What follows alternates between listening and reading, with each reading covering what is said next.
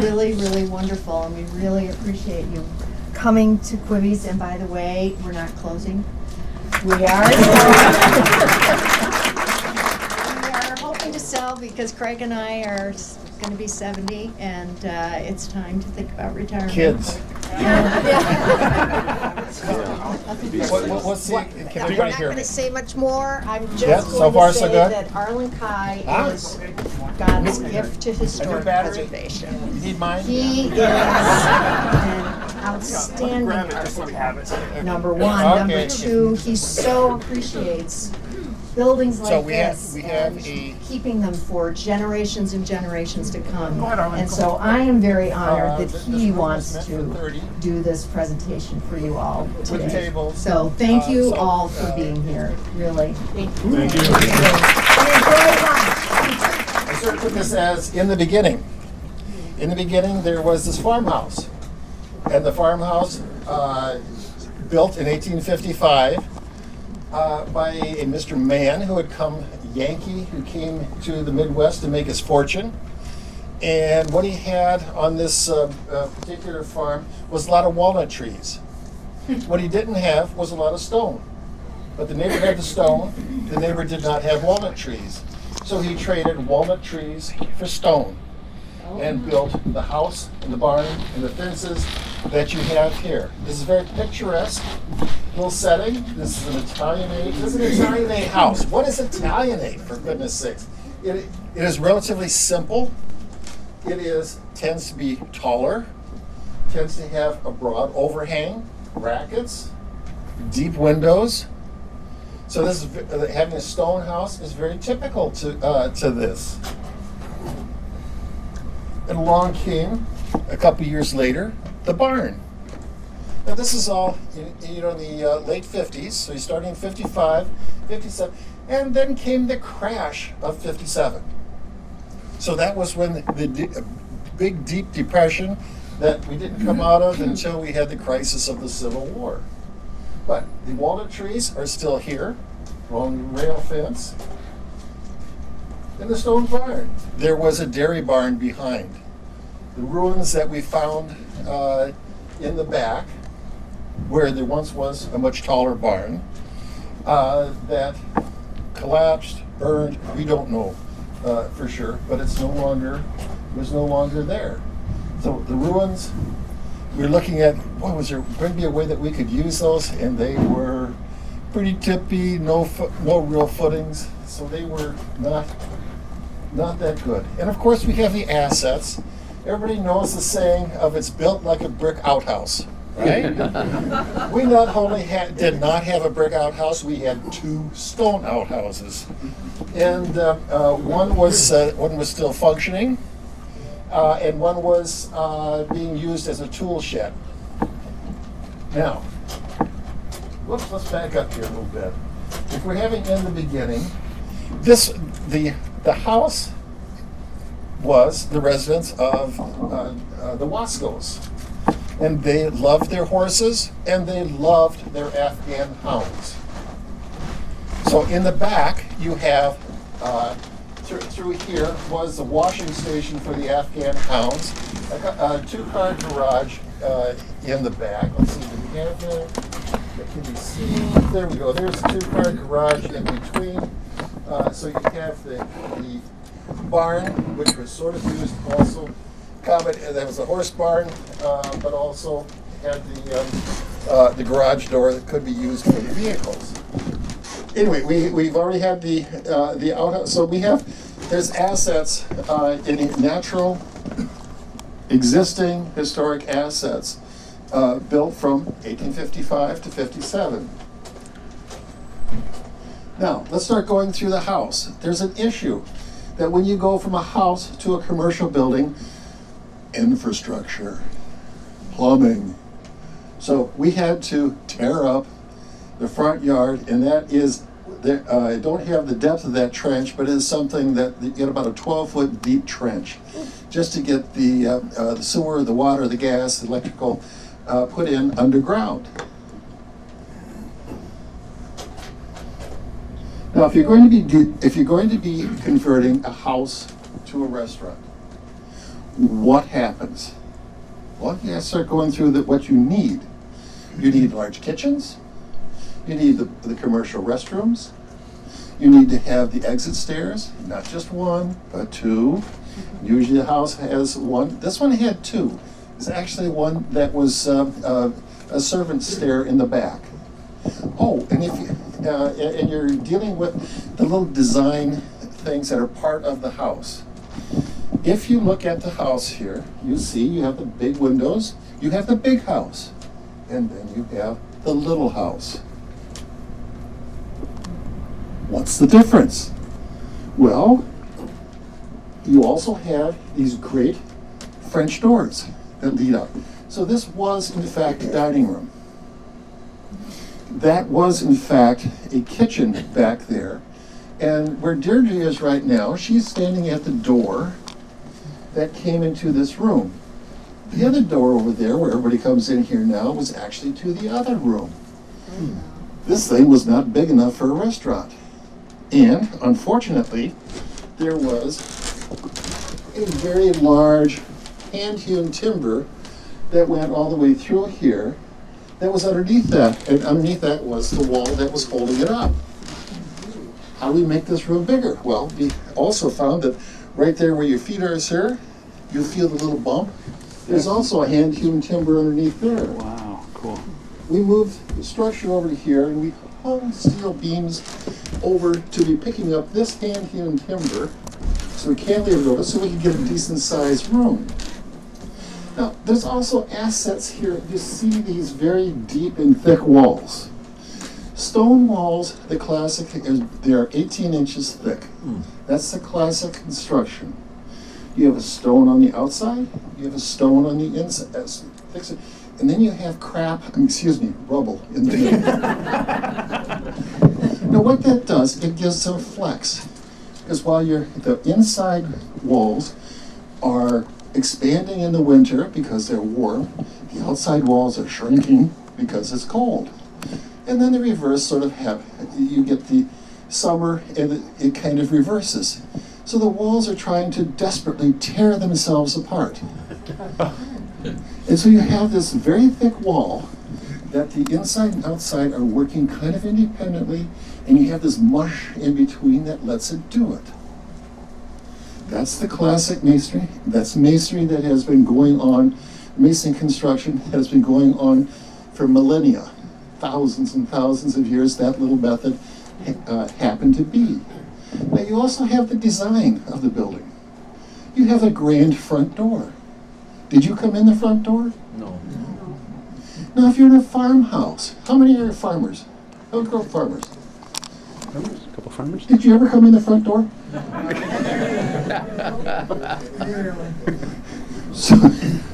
So being a little an Iowa dirt farmer myself, I said, everybody's going to be coming in the back door.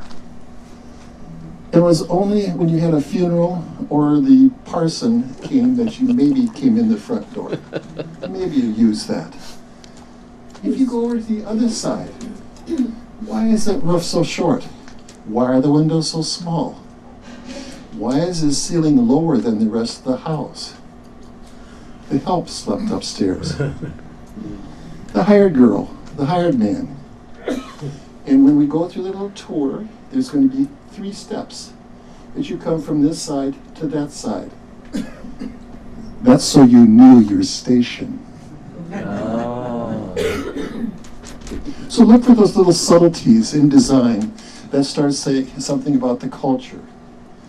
Fun little room, the grand house, the grand door, and this grand door, yes? We always used the front door when we took family pictures. See? It was that special occasion. Otherwise, it stayed pretty much locked, didn't it? Oh, yeah. Pretty much. I don't know if you locked it. I grew up in a stone house. I know. The door that was here we found was just a big solid, was one of these hollow metal doors, those insulated standard modern doors. That wasn't going to do. Along West Washington Avenue, there was a number of homes coming down to be they were part of the Methodist Hospital expansion. and one of those or the Methodist senior housing. Anyway, this door came from one of those houses that was Civil War vintage. So we have, so you go out there, you see, you do an old door that was salvaged, recycled, repurposed for here. Now, if you're going to have all this stuff that's going to go into the modern building, you put a lean-to on it. The stuff that is going to include, first we have the bathroom, or the back door.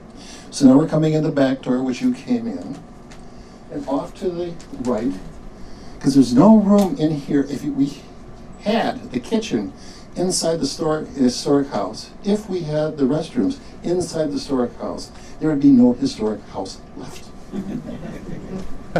So that's where the concept of having this addition.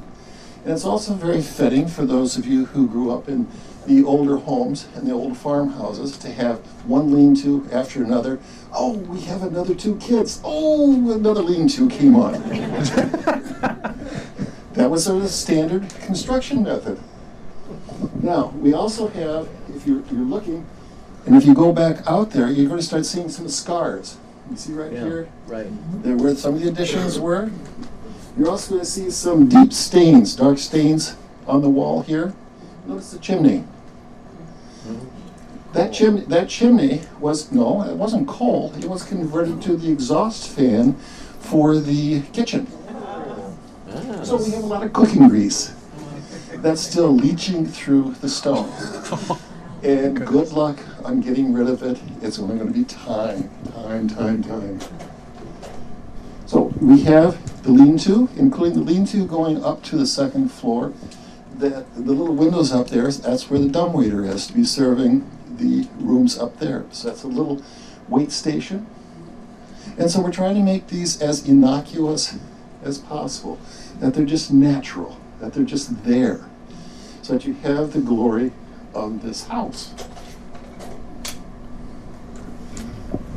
And you hide little things like the air conditioning. Well, there was air conditioning. So in 1855, what was the air conditioning? And the stone. And 13-foot ceilings. So this right now is a little more fitting to what we have now, or the needs we have now. If you start looking at the wonderful masonry in this house, if you're glancing at this wall right here, you can start seeing the coursed joint, very formal coursed joints. And some of those had a raised mortar joint in it. Some of you can see it out the window here. Yeah. Up here, so there's a combination. This is expensive to do. This is hard to do. This is time consuming to do. So once you get from this very formal setting to around the corner, that's not showing to the front, in the back, on the side, then we start doing what we can afford. Or more affordable, or more cost cutting, or something. We still have a stone wall that's being put up. Now here again is that, there was that chimney that was up above. You start seeing the remnants. So this is part of your archaeological dig as to what was here before and what were the uses that were there. So we're coming in the back, and that was one of the back doors that came in through here. You see it lines up to where it was sort of in the kitchen. It didn't come into the dining room, it came into that kitchen area. Now, are we going to get rid of these? They're in the way. No. This is these are the fun little outhouses. There was 2, that this was a rather grand statement. Why 2? That we're not quite sure. Either large family, servant, that there was a servant's one, as well as the owners of the establishment. And now we start looking at how we connect to that we have this whole complex in here. And the idea at the time was that the restaurant in the house was going to be the main dining experience. And that the barn was going to be where you came in, said, I'm here, and say, go, why don't we sit at the bar, have a cocktail first, and then go over to the house. That was sort of the standard supper club, restaurant, go to the bar, wait, and then come over to the main dining. Things were changing. That was not quite the formula, but we'll get back to that. Here was that front door. That was the front door that we found. When you go out there, you'll be seeing the front door that we did salvage. Oh, we have sort of standard of the Italianate and the 19th century. You have the windows are on the edges that were letting the light in, and they were often stained glass or had colored paper on them. But it was a part privacy, part light. Joe and Deirdre. Deirdre, you're going to have to fill in the blank here or correct me if I'm wrong, but you and Joe ran an art gallery for a while. And in that art, there was great sensitivity and great taste. And some of the carpets, the blankets that you have here that are decorating each of the dining rooms, and this is Grandma's Garden, is the name of that one, you will find that there's colors that come out of the quilts that are picked up in the rooms. This is fairly simple. You will also see a number of other artworks here, including some of their favorite, the political cartoons from the 19th century. Great fun. Now, the fun thing about having clients like Joe and Deirdre is I call them runners. They're runners because I had to keep running to stay with them. This is the most fun, these are the most fun clients to have. The ones that you have to really work to keep up with and be as creative as possible to be with them. Joe had, was it you or Joe that found the lamps? Joe found the lamps. So he's unwrapping some of the early 18th century type light fixtures that you're going to be seeing around here. Not the cans up here. but these were remnants or reminiscent of kerosene or candle lamps, and you'll be seeing them throughout the place. Joe was no longer with us, unfortunately, and missed. Now, if you can barely see this, when we take off the wallpaper, there are some inscriptions that were left by the wallpapers and painters. And if you can barely see, this is a head. These are liberty heads. You have a crown with a nose. You have another sort of crown. And so if you look on your $20 gold piece, you had a liberty head, or maybe it's even a $5 gold piece. It was a liberty head that was on there. So this was a constant. Yes. Did you use microphone? Oh, that we could try again. These were the liberty heads that were drawn on here. They're fairly faint, and of course, when we don't have the best lighting here, that's going to be hard to see. But that was underneath the wallpaper. Cool. Yeah. Now, modernizing. How do you get a place where you brought in the whale oil or the kerosene for lighting or candles, that now we have to have electricity, heating, mundane things. Heating, air conditioning, plumbing. And so it's a little bit of an adventure as how to best do this and respect the history of the place and not muck it up. So that's always a challenge. The staircase. This is a high-tech staircase in 1855. High-tech staircase? What is he talking about? If you look at jigsaws were just invented. jigsaw ornament instead of hand carved and hand tooled ornament. You now have something that was jigsawed and giving you something that was cheaper, better, faster, or so they thought.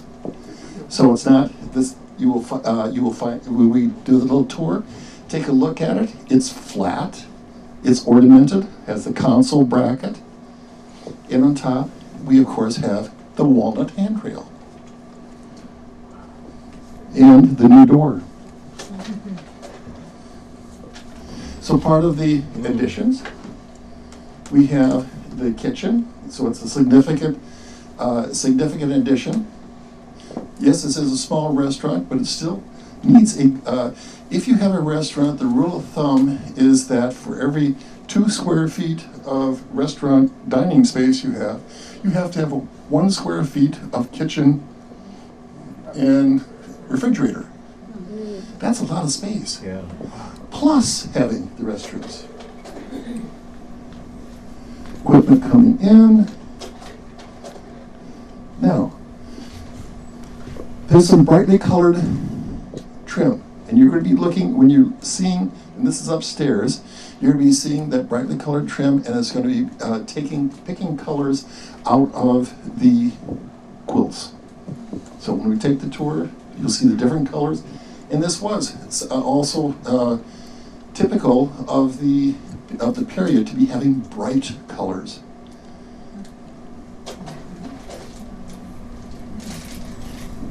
Down here, this is our first floor, and you'll be seeing in the first floor dining room, that is a that has an original floor in it, which has the wide hemlock plank, and it also has the dovetail anchors and pegs, a walnut of course, to be holding it together. Now, let's go to the barn. You've seen that picture before, haven't you? You've seen that picture before. There's one of these out in the barn, but how do you convert a rather small, it's only 30 by 30 stone barn into the bar restaurant that it is today? First off, you have to clean it out. Yes, it was a horse barn. And that's, you see Craig Kennick, that's his father on the right, and his brother on the left. Jim Kennick was the construction manager, and we had teamed up on a number of projects. And in this one, well, this is a fun one. And he brought his 2 sons to be working here too. The floor in the barn is a wooden floor. If you have horses, you do not want them standing on concrete. You don't want them walking on concrete. You want them standing on something that has some resilience. So it's a wood floor. What do you put the wood floor on? Well, you put the wood floor on, let's see, on some hand-hewn timbers. Whoa.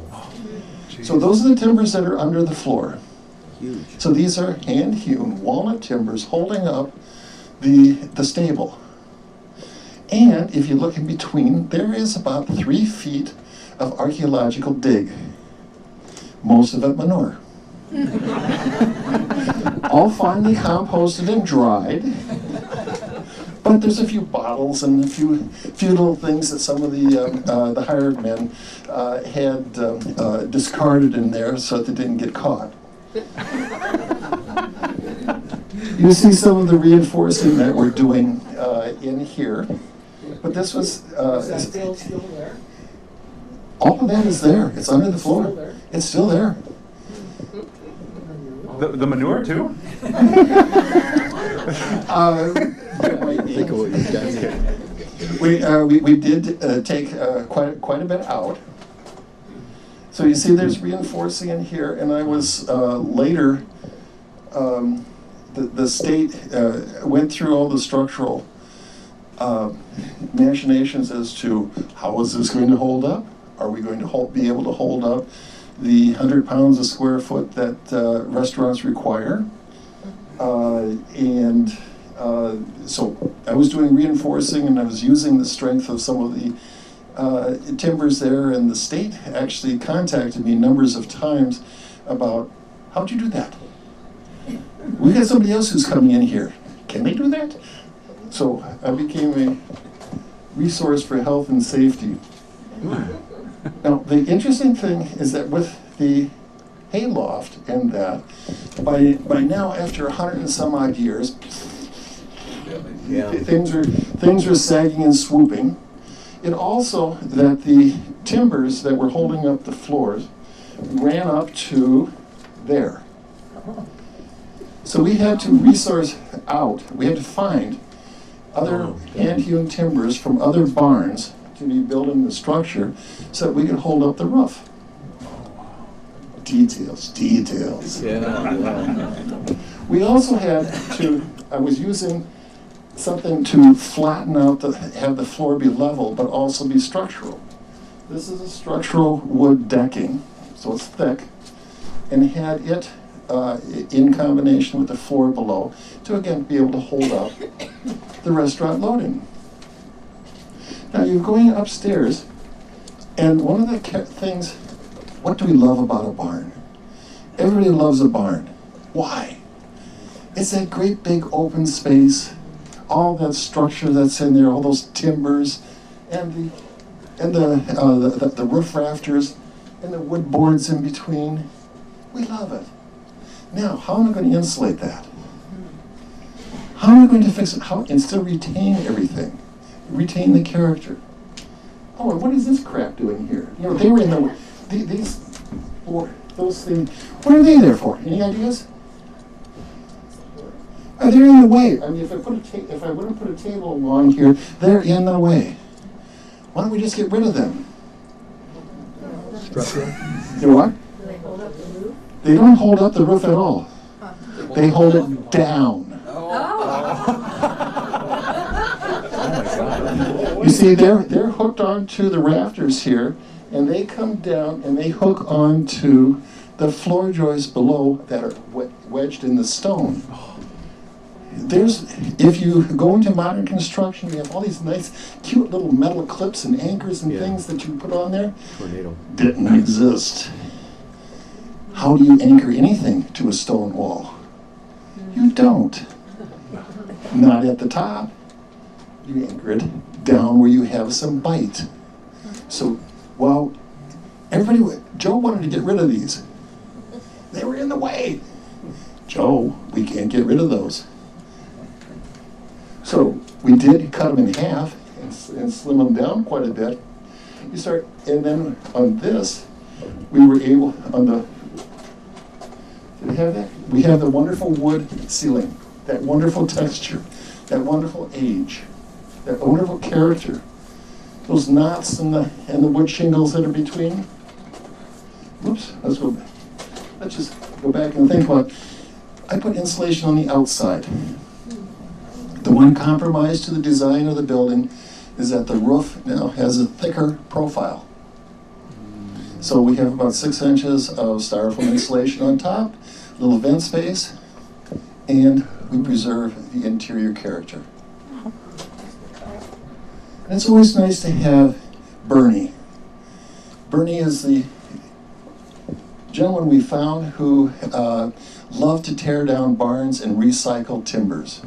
So when we needed timbers and we needed wood, he was the one. In fact, these are not recycled timbers. These are some classic elm boards that he had milled that had some aging to it, and they became the restroom stalls.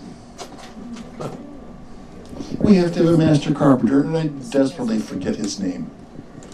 But he was very good and was very helpful in us in, as you see, building the stairs, beholding to the character with recycled wood, and we still had more stuff to haul out of the stable. We had 3 feet of it to haul out. And so Craig's kid brother, kid brother got the job. Oh, there we are. Now, one of the things that was kind of important was to me is light, and letting light into the barn. How do you do that without punching a lot of useless holes in the stone wall? We chose this method of giving that clear story. And once it was opened up, the carpenters were just ecstatic that it was letting life into this barn. And it still is working very well today. Oh, wow. So those are all salvage timbers up there these are barns west of Milwaukee that were salvaged out. Here again you see the floor where we turn the new surfacing into structure. And there's more stuff to haul out.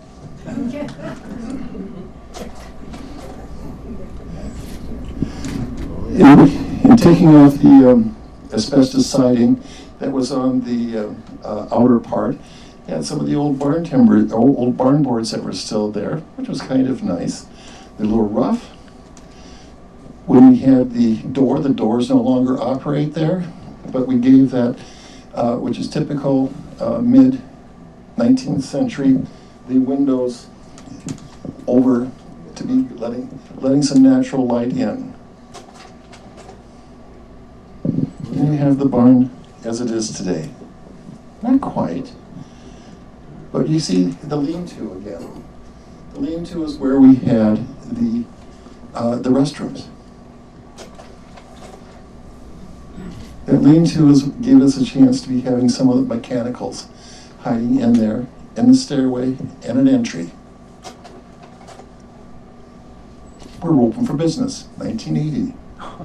That great, and we were able to keep, and we were so happy to see that crabapple tree did not demise through the construction. And you see, there is still a little sag in that roof. That's there. Now, what happens? How did that happen? Well, as all middle-aged, 100 years? Okay. If middle age is 120 years, masonry walls get what they call a belly. They sag and spread a little bit too. So if you go up there and you can start seeing where some of this is part of the natural pressure of the haymow, and also the in and out of the temperature that's happening with the masonry. Now, this doesn't look like it does today. This is the west side. But on the inside, this is when the bar was in the stable itself. And you're looking from the doorway. And if you go into this doorway, as we will be going over there shortly, you'll be seeing a picture of what it looked like as you looked in that doorway. The stairs. These again were the salvage timbers. And we have the two stairs so that we still have our two means of exit out of the upper floor in this small space. Yes, it's called a scissors stair. And I'm not quite sure, Deirdre, where'd you find that flag? It was wonderful. It was the 36 stars of the at the time of the states at the time. But what a great space. Now, how do you do some basic things like, where's all the heating ducts? Well, if you had a barn, you had a hay chute. If you had a barn or granary, you also had a grain chute. So I made hay chutes to be enclosing the ductwork. They're there, not obvious. Let's try to make something that's blending in.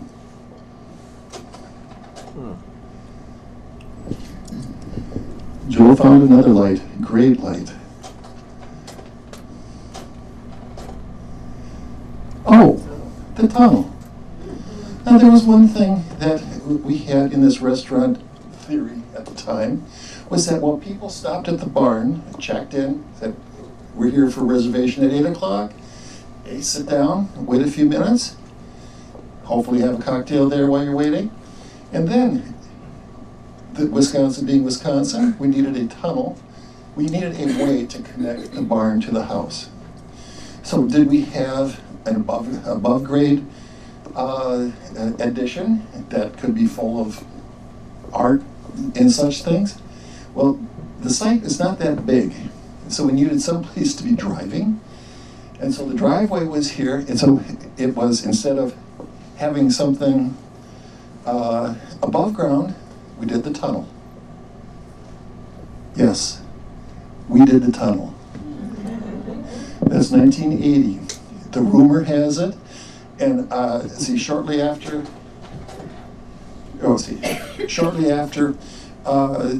this was open, I was following somebody, a know-it-all. He was a great know-it-all.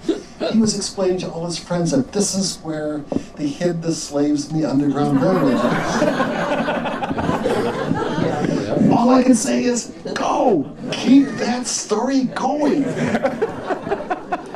The border is still wet. At the end of the tunnel, at the house end of the tunnel, we built a wine cellar. Now this little wine cellar has some interesting history behind it, because I was used to, where do we put the gate?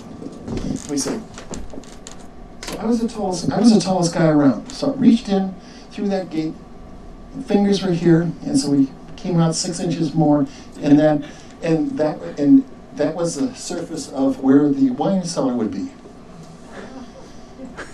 It didn't work. We figured this was not State Street. We're not going to be having problems like they had down State Street. But lo and behold, I don't know who came by, but somebody had jumped the fence into here and was throwing out bottles to their friends. So then to put a stop to that, there was a screen mesh put in front of it to keep that nonsense from happening anymore. But the tunnel, great fun. Yes, there's the evidence. We did it.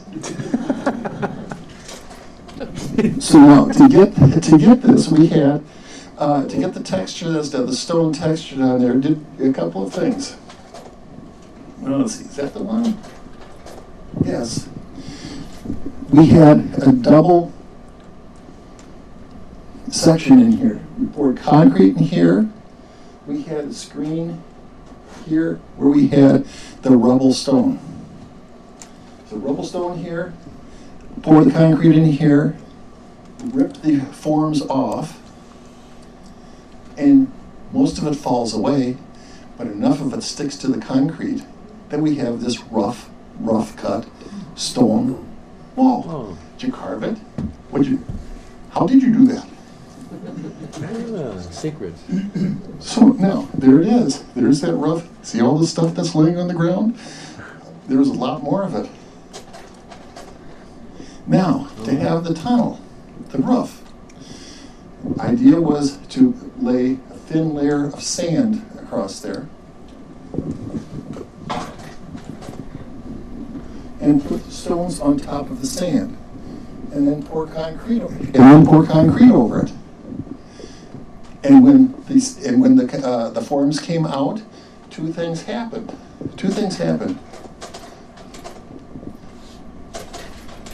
See, right here, I have a very weak form. It only has a support down the middle.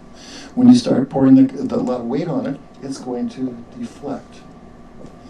I'm counting on that happening. When you go down there, you'll see a gentle S-curve to that roof. And then you pour the concrete on top, and now you drove over that when you came here. So every time you drove past the little stone outhouses, you drove over the tunnel. Yay. So now you have the tunnel. I think that's Craig. And he's cleaning up down there, getting rid of all the stuffing and things that are there. And you see the stone ceiling. Now there's another great thing about the about this tunnel is that the staff found out about it. The staff who's working here. And of course their demographic is young and loud. They love loud music. They love to, and they were legendary, or I'm not supposed to say that, I'm not supposed to tell about that. Legendary tunnel parties. Legendary tunnel parties that happen after work. So what happens when you crank up the volume at 1 o'clock in the morning, or 1 or 2 o'clock in the morning, and you have all kinds of carousing going on? Well, the neighbors complain. In a tunnel, nobody knows you're there.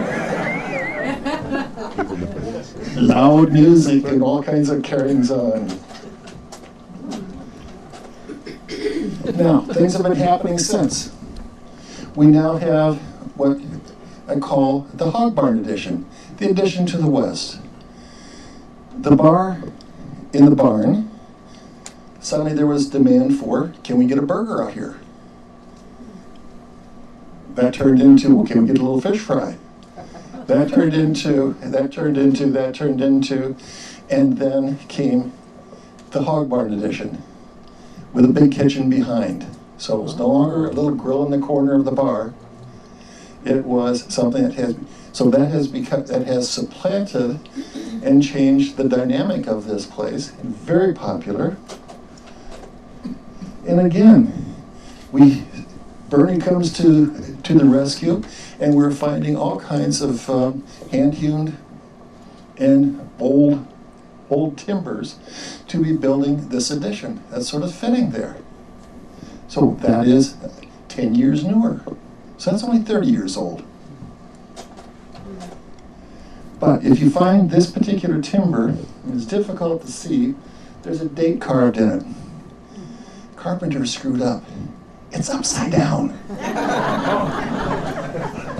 See if you can find it. But the character, and that's what's great about Quivey's, is that it has character. And we've tried to make it as authentic as possible. Oh my. Beautiful. Using just a simple truss design that I took out of a Benjamin Ashler book.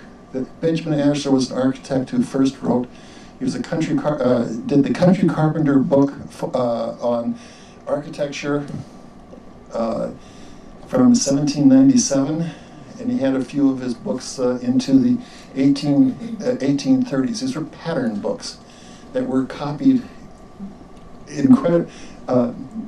were used a lot. And this is also where you have tamarack roof joist. These are tamarack logs. Oh. Are the roof boards walnut? No. No. We didn't cut any of the trees down here for that. So it's a lot of old, but there's a lot of old barn boards for that. Large kitchen in the back. And again, the light fixtures that Joe had found, the hand-hewn, that is a real hand-hewn timber from a barn. And again, holding true to the character, add on. And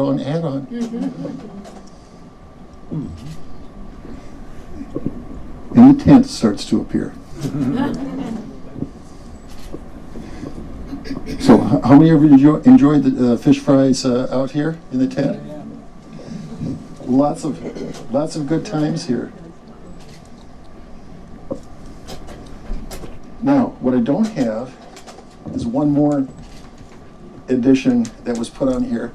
I was no longer doing slides at that time. So you have been entertained by our mid-century modern screen and carousel projector.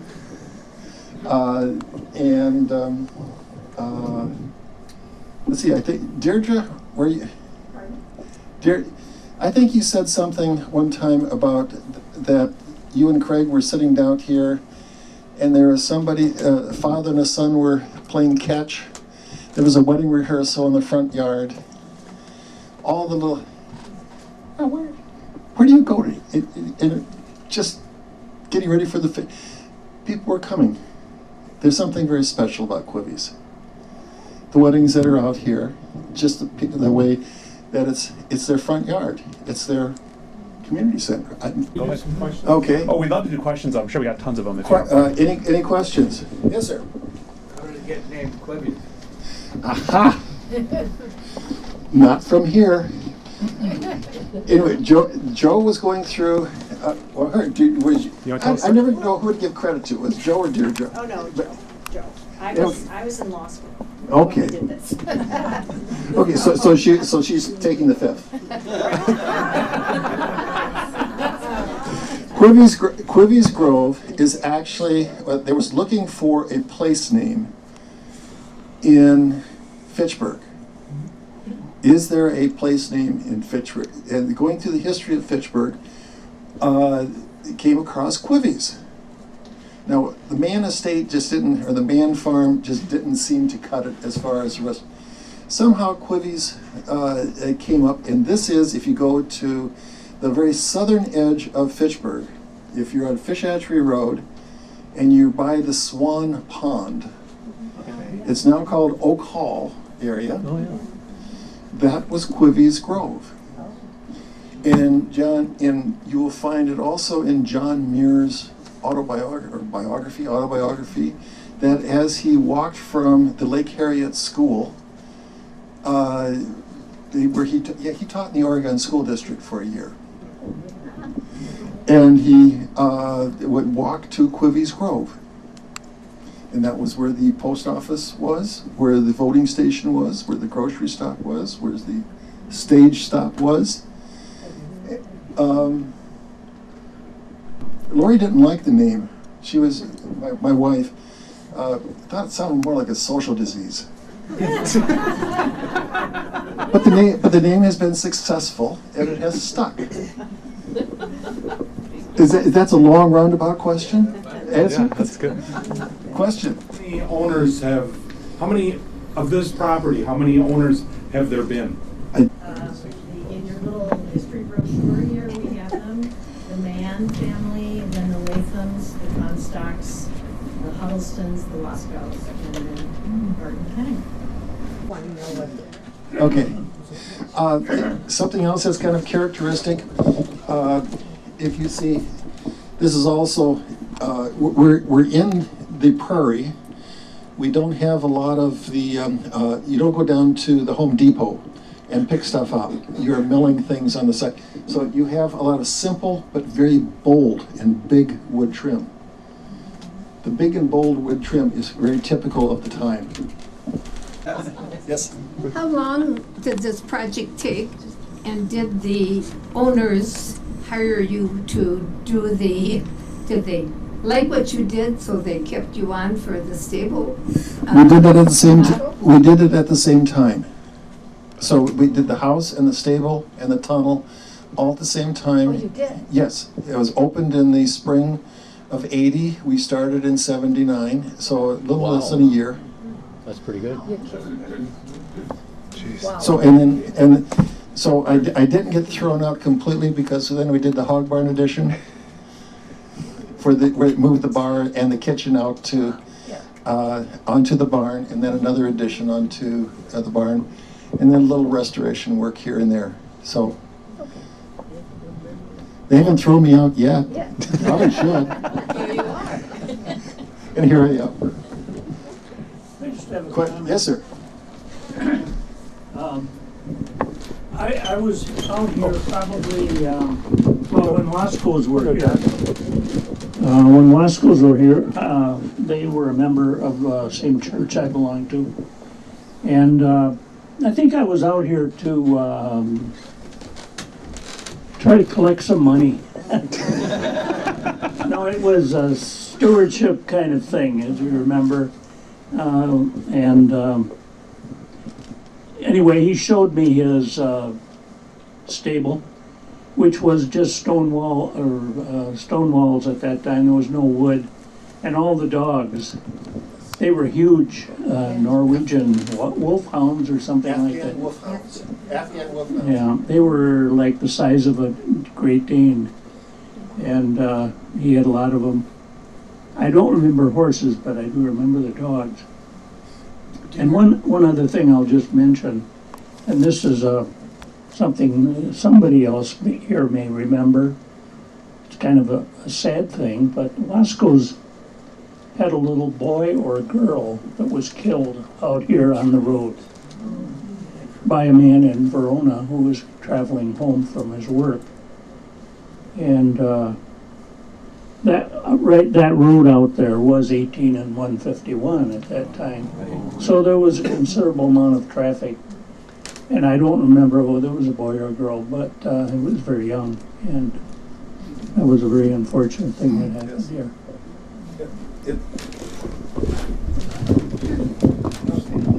The highway, yeah. Remember, that was Highway 151, 18151. Fact. So times have changed there. Now, thank you for bringing up the Afghan hounds.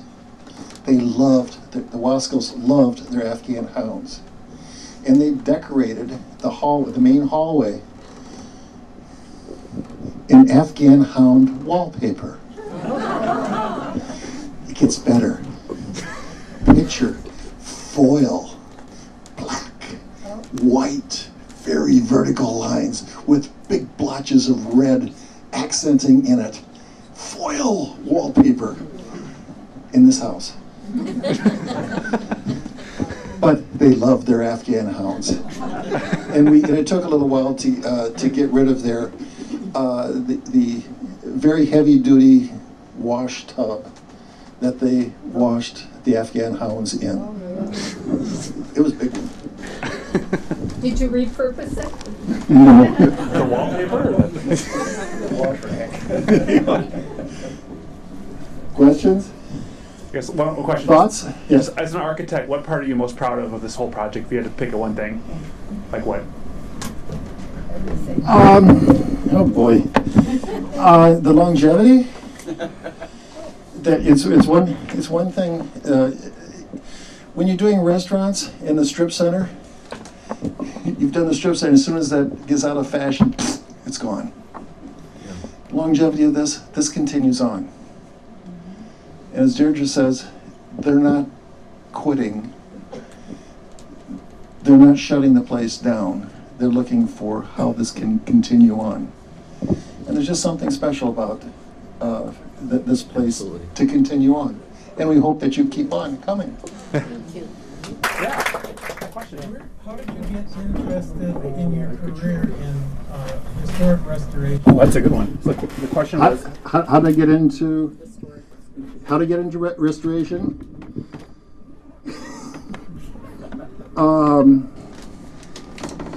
I guess there's a number of paths. One is when I start. Let's see. Well, I guess when I first was on my own, I started the Design Coalition along with my wife, and which is a non-profit, which is like legal aid, only architecture and planning. And what do? You're working with old buildings. Okay. Then I went off onto my own. And what do you do as a young architect who's starting a firm? You do remodeling. I was good at it. Mostly people start using it as a jump-off point, and then they're going off on their brand new structures and things. And somehow the people kept on coming to me. So I must have been halfway decent at it, and kind of liked it. And there was something with the character and the language, the architectural language of good old buildings.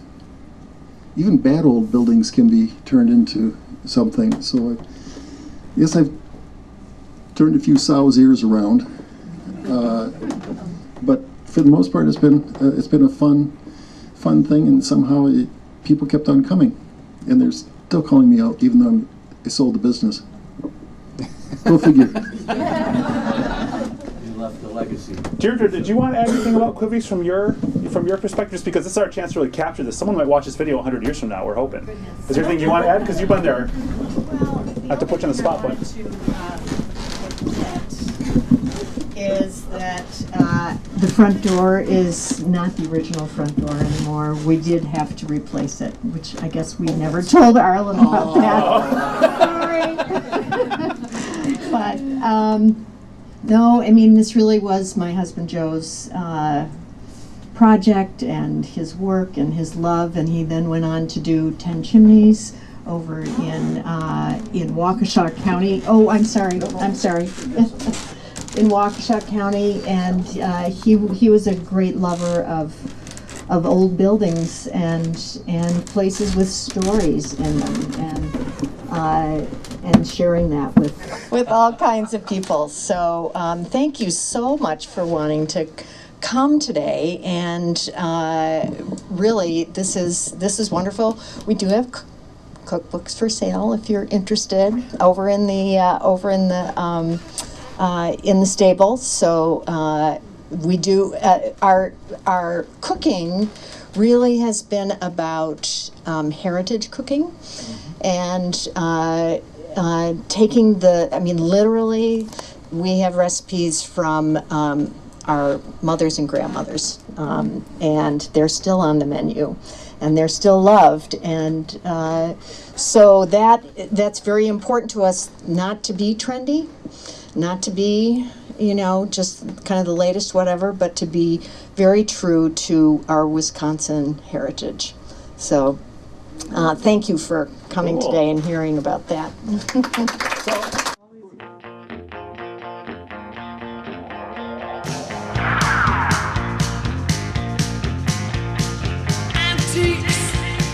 Every other sentiment